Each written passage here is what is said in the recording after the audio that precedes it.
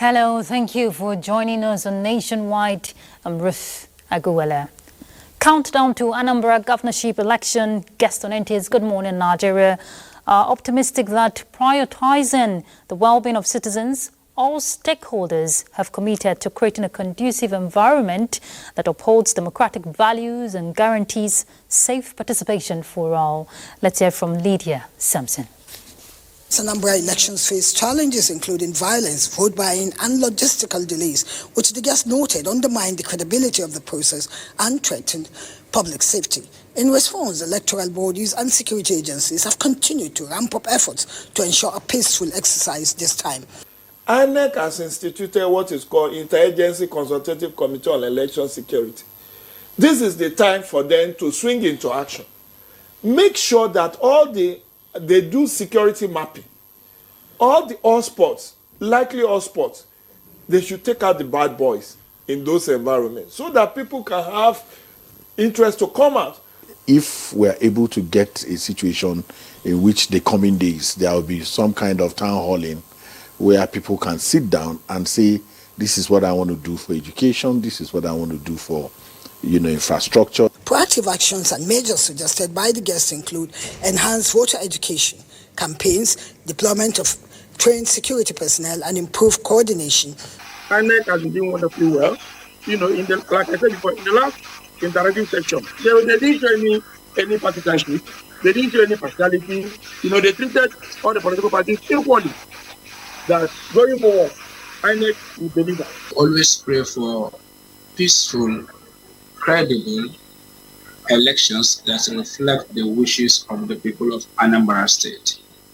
Additionally, technological tools like electronic voting and result transmission system, they insist, must work optimally to reduce manipulation.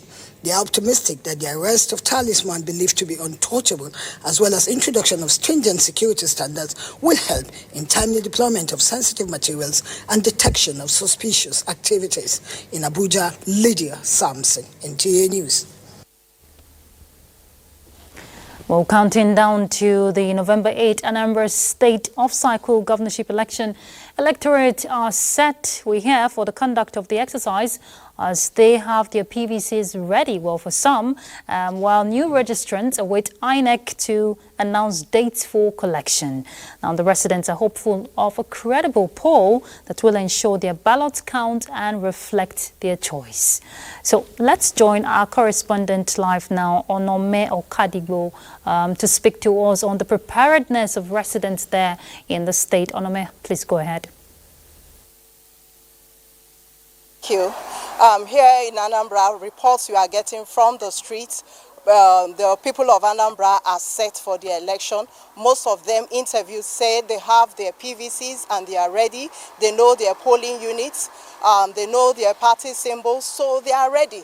It's just few persons that have apathy towards the election. But majority of people interviewed here in Anambra State, they say they are ready for the elections. We also check key institutions like INEC, the security agencies, even civil organizations. They've been having series of lectures, training to sensitize people on the need to go en masse come November 8, 2025 for the governorship election here in Anambra State.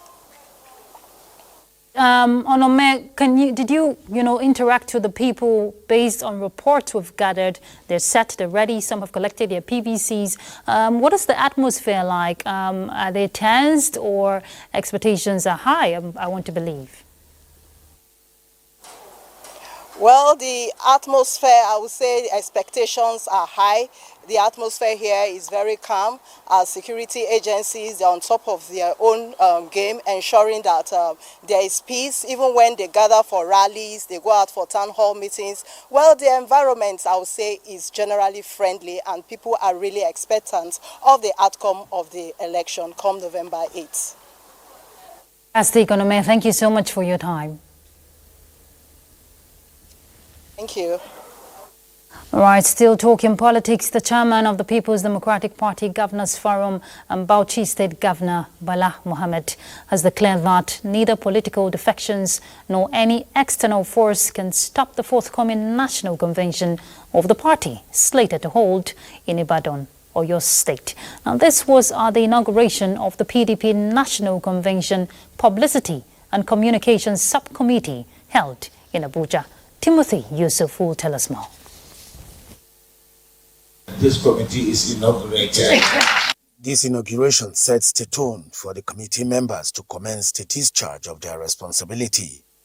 Chairman of the committee, Governor Bala Mohammed, reaffirmed the party's readiness to go ahead with the convention as planned. I cannot say for one that my colleagues are wrong or their decisions are wrong. They are free to do whatever they can do.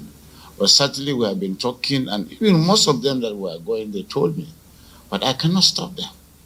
At another subcommittee of the forthcoming elective national convention, the PDP declared its readiness to host one of the most organized and unifying conventions in its history. The Deputy Governor of Oyo State, Mr. Debayo Lawal, is chairman of the committee. The Nigerians are waiting for us as an alternative government come 2027. In another development, the People's Democratic Party says the Independent National Electoral Commission is very critical to the sustenance of democracy, urging the Senate to be diligent while screening the newly appointed chairman of the commission, Professor Joash Ojo Amupitan. We must recognize that democracy is the best form of government, irrespective of the challenges involved. Speaking on the gale of defection hitting the PDP, Ologoagba declared that it will not determine the way the 2027 general election will go. Timothy Yusuf, NTA News. Plans we hear are on for the 8th edition of the Nigerian Diaspora Investment Summit, viewed as catalyst for enterprise and sustainable partnership that has supported Nigeria's local economy, contributing over 500 million naira to service providers and creatives. Deborah Balakbobo reports that this year will focus on fast-tracking regional and national development by mobilizing diaspora investment. Nigerian Diaspora Investment Summit has come to be a trusted platform for diaspora investors to directly connect with and invest in local businesses, thereby creating jobs and new opportunities in Nigeria. At the last edition, a total of 56 pitches across 8 key sectors attracted about 168 deals worth about 673 million naira. Infrastructure and real estate secured about 201 million naira across 22 deals, with energy also drawing 172 million naira investment. Agribusiness made its mark with 28 deals, bringing in 103 million naira. NIDCOM chairman Abike Dabri-Erewa says with the active involvement of key government agencies and regulators, diaspora investors are assured their investments are protected, credible and aligned with Nigerians' national development priorities. Therefore, call on you all as valued partners to resonate the message of NDIS that there's profitable and secure business in Nigeria, and we are ready for it. There's no better time than now to invest in the Nigerian economy. At this year's summit slated for November, sectors critical to Nigeria's transformation such as finance and fintech, ICT, creative industries, entertainment, agrobusiness, healthcare, education, real estate and infrastructure, manufacturing and energy will be spotlighted. In Abuja, Deborah Balagugbo, NTA News. The Minister of Information and National Orientation, Mohammed Idris, has congratulated Mr. Danlami Modu, elected President of the Guild of Corporate Online Publishers.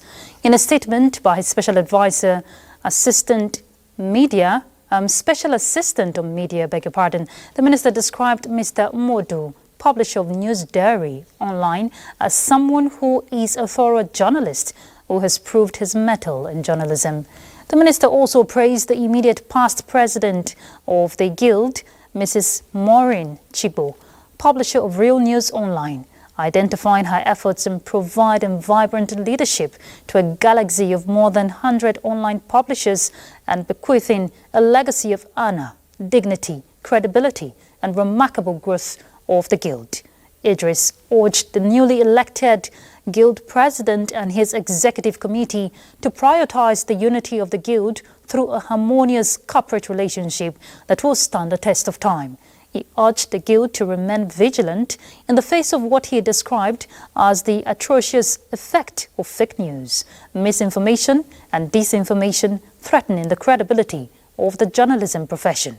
He therefore called on the new leadership to collaborate with the Federal Ministry of Information and National Orientation as it champions media and information literacy across the country. The federal government, in partnership with Cross River State government, has inaugurated a task force to drive implementation of goals of the Maternal and Neonatal Mortality Reduction Innovation Initiative in the state. Justina Etim reports. Nigeria accounts for a significant proportion of global maternal deaths and the second highest contributor to under-5 mortality globally, with poor access to healthcare services as a major factor driving these statistics. With Cross River State identified as one of the high-risk states, the federal government is bringing the Maternal and Neonatal Mortality Reduction Innovation Initiative to its doorstep to address barriers and promote sustainable practices aimed at safeguarding maternal and child health. It is not just about service delivery, but also about building trust, empowering communities with the right knowledge, and ensuring that every family has the opportunity to thrive.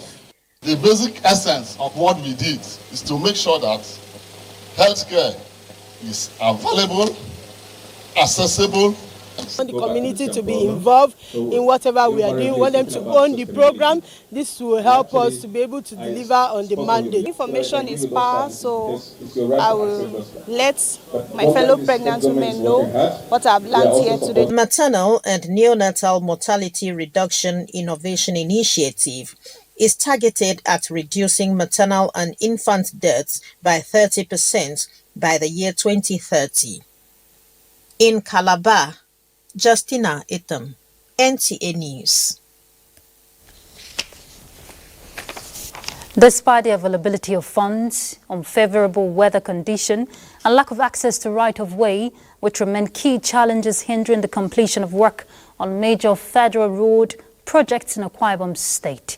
Clement Bariku reports that residents and other road users are finding it difficult accessing the roads for their daily activities. Ikorekpene Itu Odukpani Road, Abak Ikparakwa Ete Ikorabazi Highway, and the Ikorekpene Ikoromoesen Abad Road are major gateways into Akwa Ibom State. The federal government, on realizing the critical role of these roads to the socio-economic development of the nation as a whole, awarded contracts for total dualization of many of these roads, a move that has continued to receive commendations from residents and road users. From the level of work from Ikorekpene down to this Ekam Junction, we are satisfied with the work done so far. The federal government should do the necessary things so that the work can go very faster than this.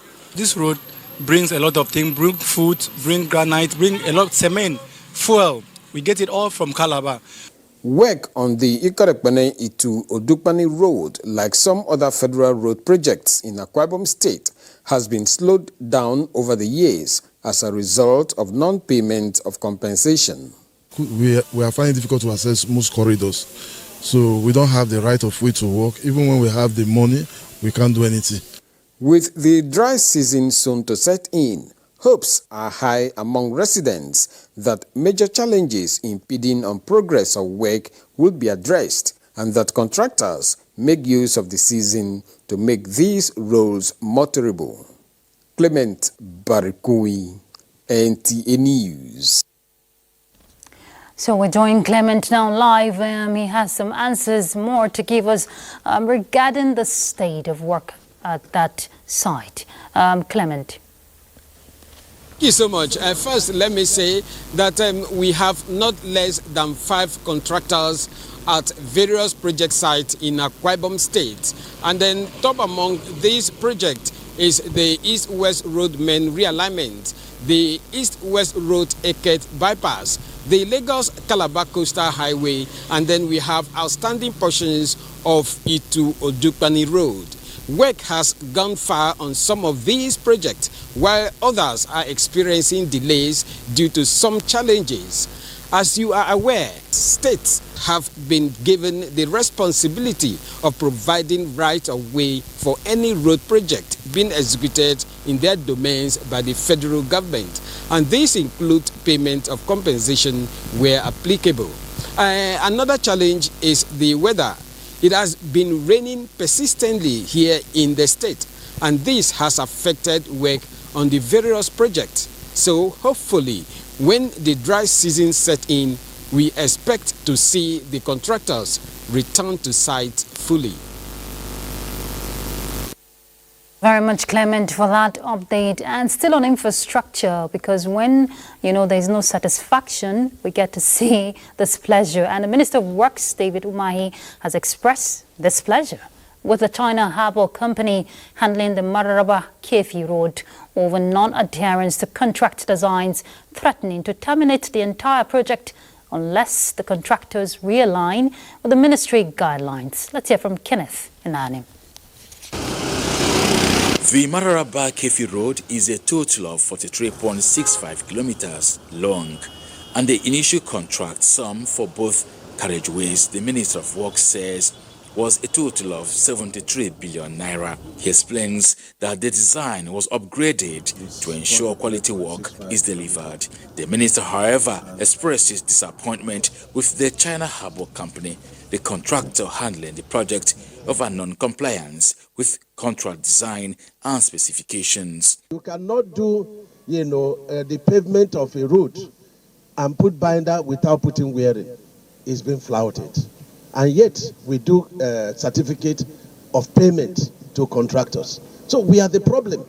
When you put binder without closing it with wearing to prevent water from penetrating.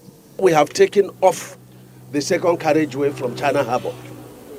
They can go and say all sorts of things, but people can attest that our people are suffering. Whereas the president has directed no NMPC project should stop. While President Tinubu has made finances available for the projects, the minister gave a fresh mandate for the ministry on adequate supervision to meet the November deadline. If by the 15th of November they don't finish the scope of work given to them, I will come here, I will terminate it. We must begin to try our local contractors. On the Kefi Nasarawa Total Road, now extended to Abuja, which is now a total of 199 kilometers, the minister, in company of the governor of Nasarawa State, Abdullahi Sule, and other dignitaries, also provided an explanation on what is on ground for a quality job to be delivered. You will go through the entire length of the road. The carriageway 7.3. Dig it all the places that are failed. That is number one step. Dig it between 600 and 800. Fill it back with lumps. As you are digging, you are filling with lumps. Use an excavator to pin it down. Then put sharp sand. Sharp sand has the capacity to penetrate through the voids of the lumps. Use 2.5% of cement to do it so that water will not penetrate.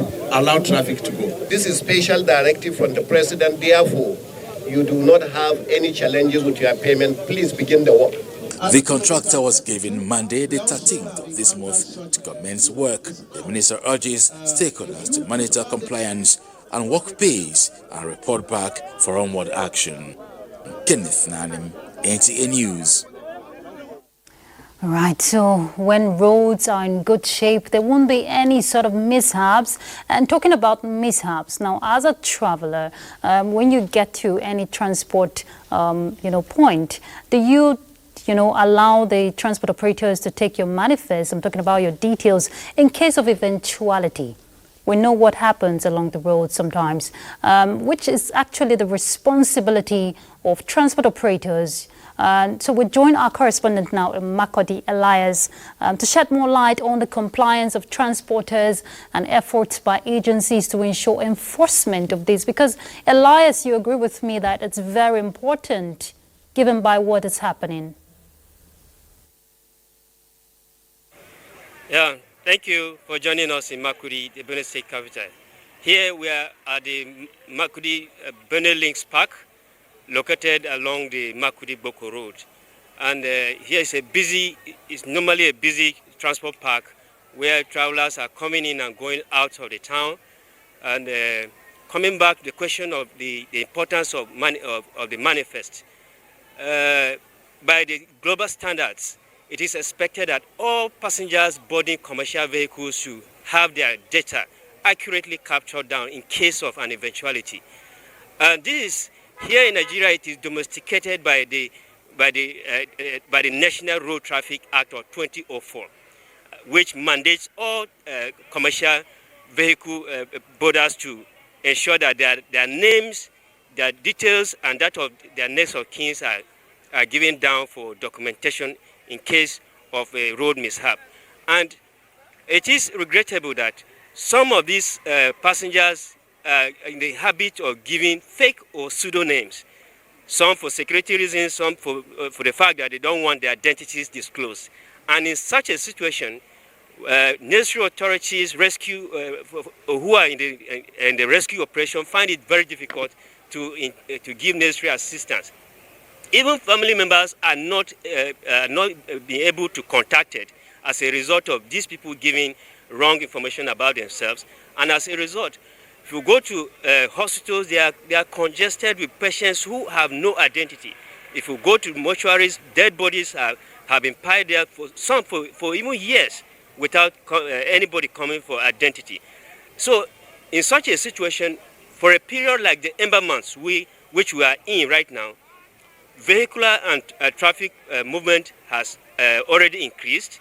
People are hustling for the festive period, and it is very important for passengers to ensure that they give their correct identities so that in the case of an accident, you as a victim, you stand the benefit of getting the necessary support as a result of the necessary of the rescue authorities getting across to family members so that they can come to your aid. Yes, you've just captured it all, because I'm just imagining when you said some passengers wouldn't want to give because they don't want their identity revealed. By all means, if you don't want your identity revealed, then you should choose other options of transportation. But I'm sure, going by what is playing out, Elias, that rule must be enforced. Thank you very much, Elias.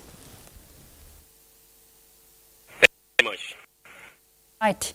So let's head to Kaduna, not by road. Hello, Mohammed. He joins us from Kaduna.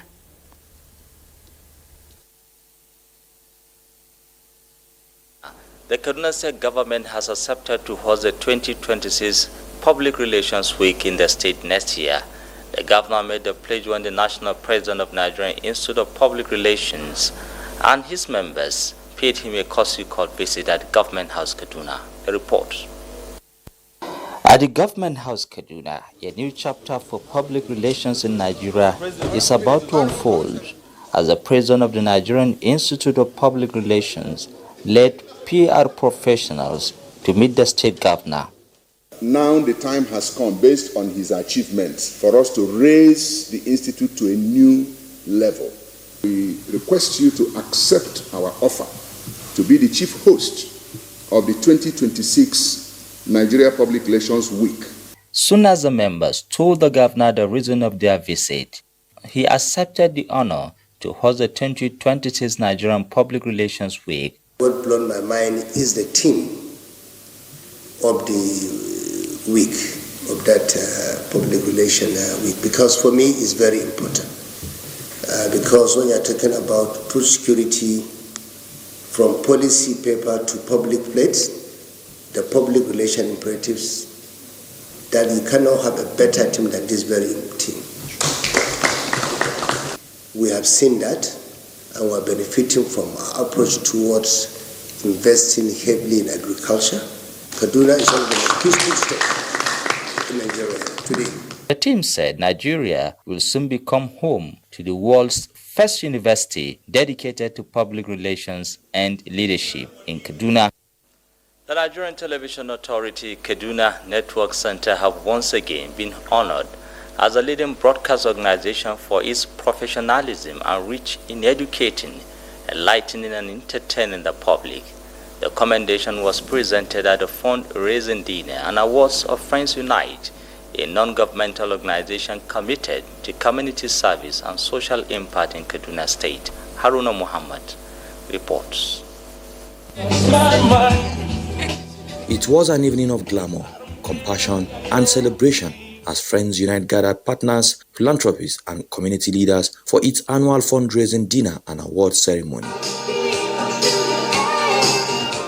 The event also brought together guests from diverse fields who share a common goal to give back to the society and promote positive change. In her address, the President, Friends Unite in Kaduna, Mary Ado, said the dinner was organized to raise funds for ongoing projects in health awareness campaigns, especially cancer, early detection and treatment, as well as youth empowerment. The funds raised here tonight will save lives. They will fund screening programs that catch disease early when treatment is most effective.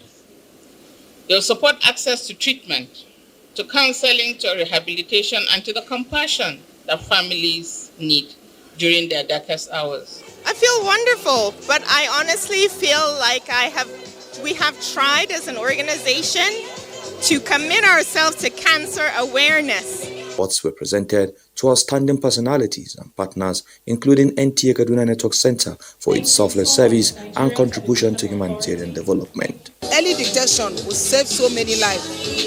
So we promise, like we have said, we'll keep publicizing the activities and assist as many as we can so that we can reduce the rate of breast cancer in our society. Breast cancer is a disease that has been killing our women. So we've been with them throughout the years and we'll continue being with them. And so we congratulate them on these 10 years of their work. This award, I cherish it. One of the awards I will cherish for the rest of my life. It's not just this night. With renewed commitments and generous donations here, the Friends Unite fundraising dinner ended hopeful with promises to expand its reach and strengthen community development efforts across the country.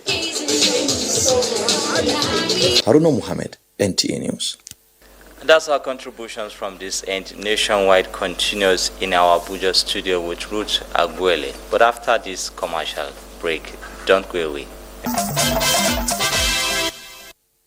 Thank you for staying tuned. Israel has confirmed the release of the last 20 hostages held by Hamas. The announcement came just hours after United States President Donald Trump declared that the war in Gaza has officially ended, following weeks of high-stakes diplomacy and renewed peace efforts. Comfort Fashion reports. Israeli officials said the 20 remaining hostages held captive for nearly 2 years are now under full military protection after being handed over to the International Red Cross in Gaza. President Trump arrived Tel Aviv on Monday, where he is received by Israeli lawmakers ahead of his address to parliament. Accompanied by his special envoy Steve Witkoff, son-in-law Jared Kushner and daughter Ivanka Trump, the U.S. president reaffirmed America's commitment to peace, reconstruction and regional stability. Under the terms of the ceasefire, Israel is expected to release nearly 2,000 Palestinian detainees, including women and minors, as part of a wider prisoner exchange. Benjamin Netanyahu are expected to join other world leaders in Sharm el-Sheikh, Egypt, for a major peace summit. The talks will focus on humanitarian recovery, rebuilding Gaza's shattered infrastructure, and ensuring that the ceasefire holds. The United States says it remains optimistic that the ceasefire will pave the way for a lasting peace across the Middle East. While challenges remain, world leaders hope the end of the Gaza war will mark the beginning of a new era of. And with our attention back home, the Chief of Defence Staff, General Christopher Musa, has emphasized the importance of history and past security experiences as vital tools in addressing contemporary and evolving threats. General Musa stated this in a message at the 70th anniversary celebration of the Historical Society of Nigeria. He commended the reintroduction of history into Nigeria's school curriculum, stressing that understanding the past provides the military with strategic insights to effectively tackle present-day challenges. Security, underdevelopment, and social transformation. The insights drawn from our past can serve as powerful tools for envisioning a prosperous and united future.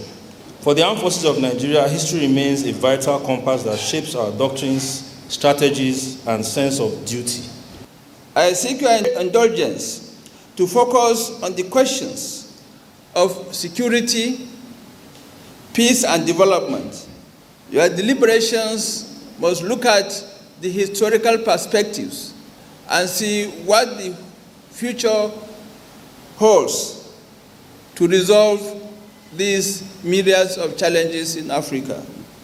We reaffirm our strong belief that Africa's future is anchored on a clear understanding of its past and a profound appreciation of the triumphs and tribulations that have shaped the continent's resilience and identity. We also acknowledge the government's decision to reintroduce the teaching of history in our schools. This move will further foster cultural awareness and help our younger population prepare themselves for the great task of national leadership ahead. The event noted that history should not merely be seen as a record of past events, but as a guide and compass for shaping the future. It is time to review the global health system to meet today's realities. Global health actors at the 2025 World Health Summit in Berlin, who said these are calling for a major shake-up in the way the world finances and governs healthcare. Basi Ita-Ipang reports that this came at a session on transforming the global health architecture, rethinking governance and financing models. The session set the tone for urgent reforms in global health leadership. Speakers stressed that depending on donor aid is no longer sustainable. They called for fresh homegrown solutions, from fair health taxes to diaspora investment bonds, to help countries fund their own health systems. Albert Einstein, he once said, in the middle of difficulty lies opportunity. And indeed, we have no chance but to see it this way. In the light of the major crisis we are facing, we need to make the global architecture fit for the future, and we have to do it now. The health systems were crumbling. We must solve that. We must integrate, build one health system that addresses vertical diseases, but that's one system that delivers cost effectively. Panelists also appealed to wealthier nations and financial institutions to ease debt burdens on low-income countries so they can build stronger and more resilient health systems. This is why we came with the Africa Health Financing in a New Era. Some of you are calling that Green Book. This Green Book was the starting point. It's the most comprehensive document that Africa developed to address the issue of health financing. The 2025 World Health Summit brings together key global health actors, all united by one clear message: health governance must be inclusive, accountable, and locally driven. From Berlin, Basi Ita-Ipang, NTA News. And from Berlin, let's get to Northwest, where we hear in a sustained drive to deepen grassroots participation and expand rural infrastructure. Jigawa State Governor Umar Namadi led some top government officials for the 22nd edition of the Citizens Engagement Program, where critical development projects were flagged off in the area. Mohammed Musa Askira reports. Proceeding to the main engagement venue, Governor Namadi performed two major events, the flag-off of the 23.4 kilometers Tarabu to Gafta Road and the commissioning of a rural electrification project connecting 9 hard-to-reach communities to the national grid. The 17.28 billion naira road projects, according to the governor, is among 12 regional roads out of 48 awarded in September 2024, valued at 150 billion naira. Governor Umar Namadi explained that the Tarabu to Gafta Road traverses hard-to-reach farming communities and will greatly ease the movement of agricultural produce, strengthen market linkages and boost economic activities in the area. So the construction of this road has a multiplier effect on the economy of Jigawa State and Nigeria in general. We will continue to build roads across the corner of Jigawa State to ensure that we provide access to our people, especially the farmers. At the commissioning of the power projects, the governor noted that linking rural communities to the national electricity grid represents another milestone in his administration's commitments to improving the quality of life for rural dwellers through access to power and essential infrastructure. Highlights of the program was the presentation of a compendium of community priority needs by traditional and community leaders for government's consideration and subsequent implementation. Muhammad Musa Askira, NTA News. All right, let's join Wadiam in Maiduguri Network Center for some more reports from her end.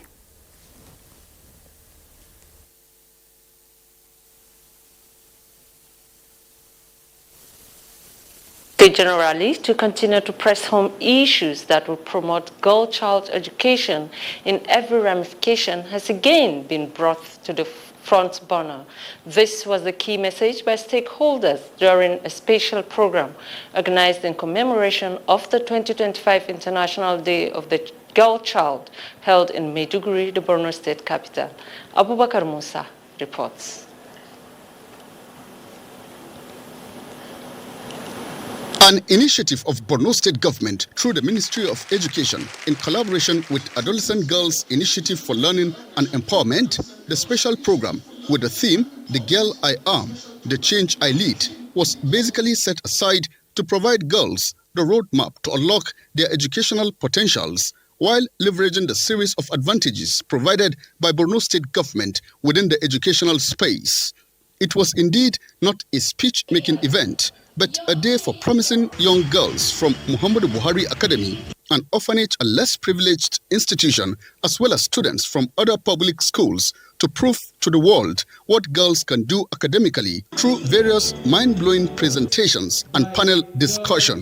The event also highlighted the need to focus on girls on the front line, leading crisis response through education, a topic stakeholders say was carefully chosen to further consolidate on gains achieved so far in promoting as well as ensuring retention of girl child in school. Effort of His Excellency, the Executive Governor of Borno State, he has provided a lot of things in the education sector, especially the girl child.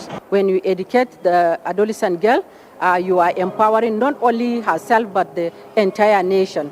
The Ministry of Education, in collaboration with the State Universal Basic Education Board, as well as Adolescent Girls Initiative for Learning and Empowerment, had earlier enrolled out-of-school children across Borno in addition to inaugurating schools as part of activities marking this year's International Day of the Girl Child.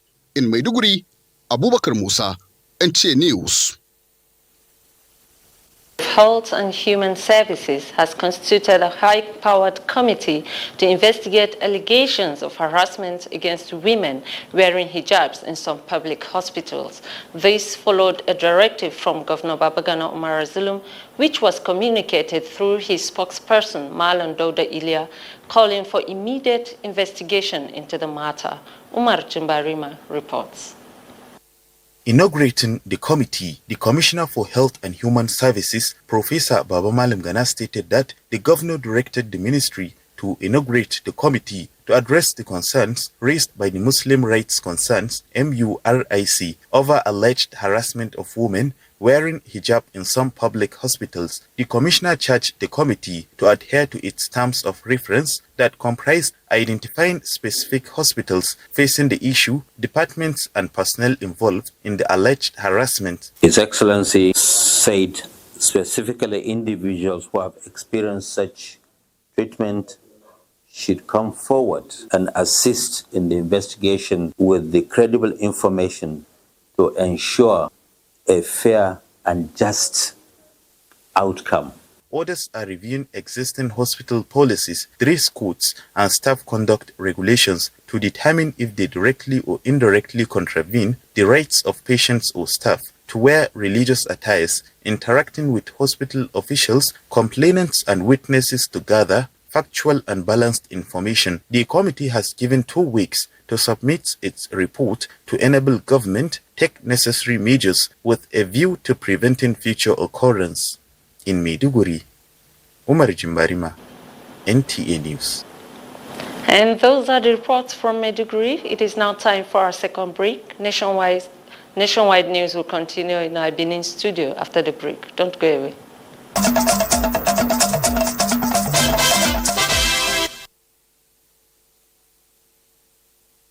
It's still nationwide on the network service of the NTA. Welcome to Benin. The Maternal and Neonatal Mortality Reduction Innovation Initiative Services has been officially inaugurated by the federal government in 4 local government areas in Edo State identified with high mortality rate. Joy Ebo reports that the State Commissioner for Health, Dr. Cyril Oshomola, assured of more proactive healthcare services at the local primary healthcare clinic in Benin City.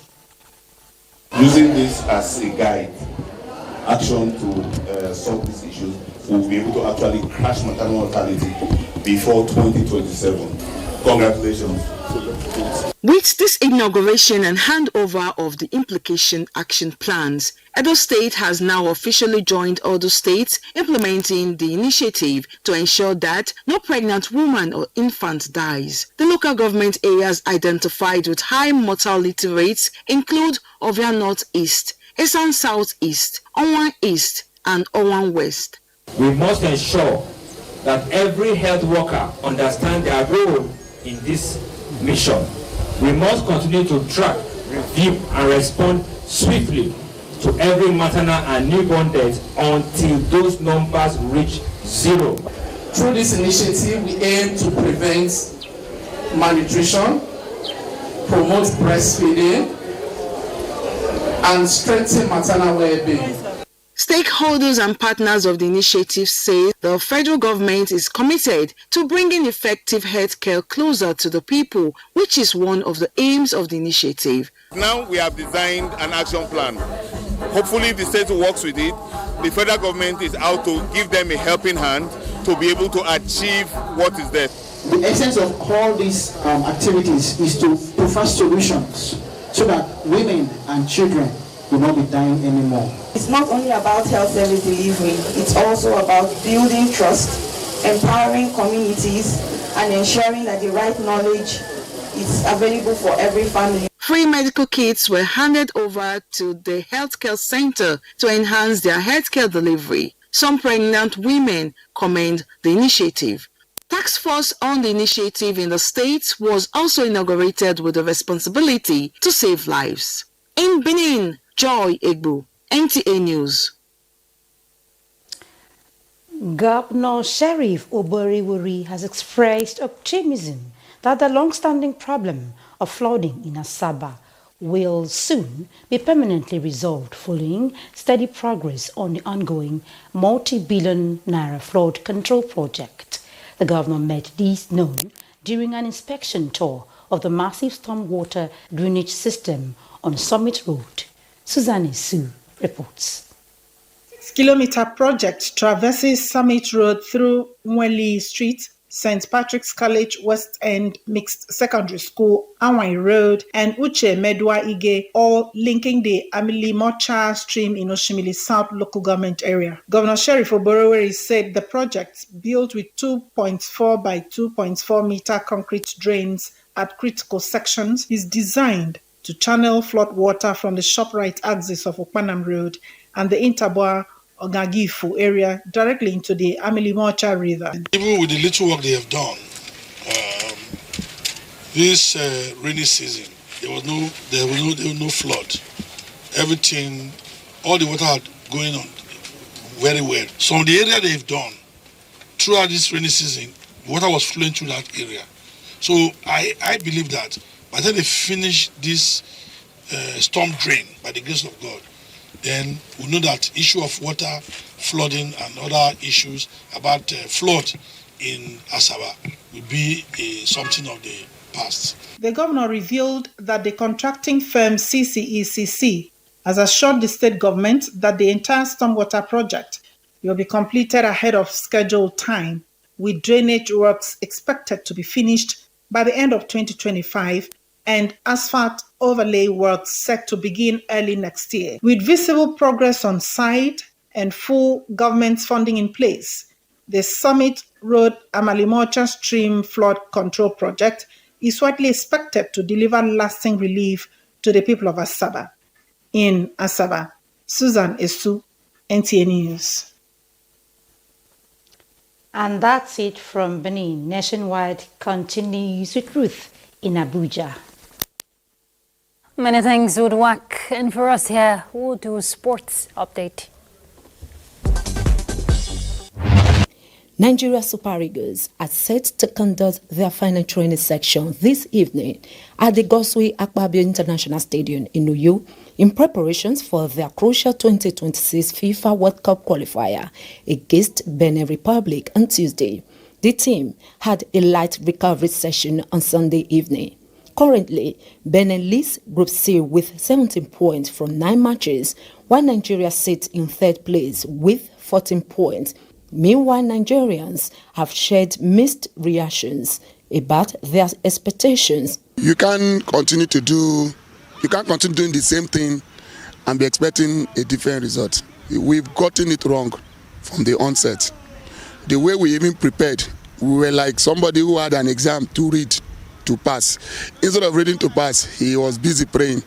I don't know what happened for the previous matches which led us to this tight corner we are now, but I am actually certain with the quality Nigeria has that we can win that particular match by even a 3 or 4 goal margin if we actually want to make it to the World Cup. Tuesday's clash between the two West African nations will start at 5 p.m. with both teams vying for the group's only automatic spot for the World Cup. Additionally, South Africa will play Rwanda, with the outcome of that match likely to affect the final standings in Group C. Elsewhere, Ghana secured its place as the 5th African nation to qualify for the 2026 World Cup on Sunday. The 2010 quarterfinalists now join Algeria, Egypt, Morocco and Tunisia. And lastly, Coco Gauff expressed that a recent win at the Woham Open on Sunday has rejuvenated her confidence after a series of disappointing performances as she prepares to defend her title at the season-ending WTA final in Riyadh next month. Coco Gauff defeated fellow American Jessica Pegula 6-4, 7-5 in the final of the WTA 1000 event. With Sports Update, Omoyemi Unubu. NTA News. And we're done with Nationwide. Thank you for your company. Do have a beautiful evening. I'm Ruth Aguilera.